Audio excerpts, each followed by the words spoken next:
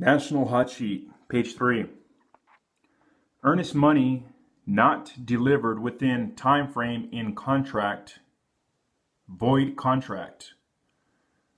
Contract contingent upon environmental impact statement showing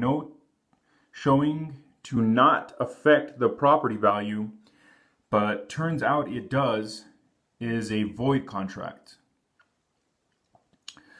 The structural inspection report delivered on May 2nd would mean that the buyer had not objected by the deadline of April 30th, and the contract would still be enforceable. Scenario R. The inspection report delivered on April 28th with a deadline of April 30th, noting the cracked wall and recommending a structural report. What should the buyer do? He object to the report and extend the inspections. Scenario R. The seller excludes in the listing her prize-winning rose bushes from a raised planter. Upon the accepted offer, there is no reference to the rose bushes being excluded. Prior to closing, the seller takes the rose bushes which upset the buyers.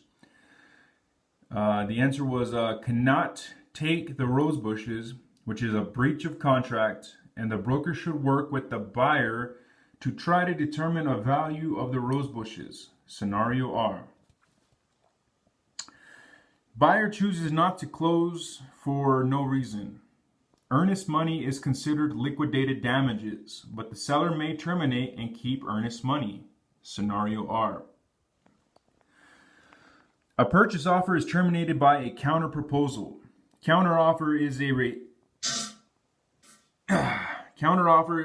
is a rejection of the original or previous offer. Seller gets offer and counters. Before counter is accepted, a better offer comes in. Withdraw the counter before accepting the second offer, I think is the answer. It's in bold. Purchase agreement where the contract is subject to selling current house. Answer would be an executory contract. An offer written on a short sale, subject to lender approval, fails to close on April 19th. On May 10th, the buyer wants to write a new offer on another property. Buyer may write new offer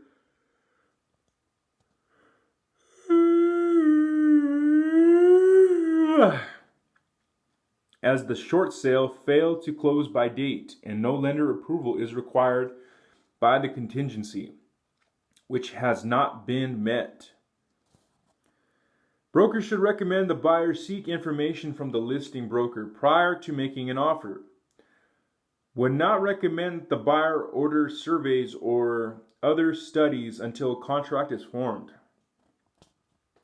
A letter of intent has no legal obligation, no binding agreement, nor is it always tied to a specific project. It's used to establish terms before creating a contract. It is a buyer's way to start seeking information about a potential transaction.